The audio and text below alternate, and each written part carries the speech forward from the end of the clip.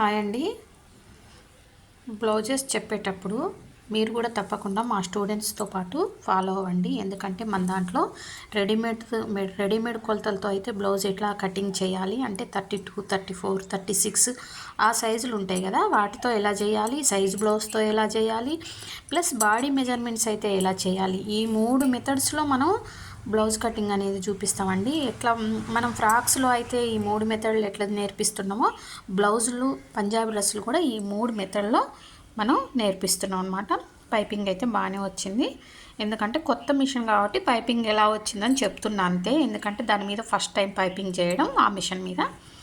ఓకేనా. Hands work అయితే కొంచెం వర్క్ వేస్ట్ కాకుండా ఉండడానికని కొంచెం హ్యాండ్ పెద్దగా తీసుకున్నా, లేకుంటే కొంచెం షార్ట్ హ్యాండ్స్ అయితే చాలా బాగుండేవి. ఓకేనా. ఈ విషయం చెప్పడానికి నేను ఈ వీడియో చేస్తున్నా.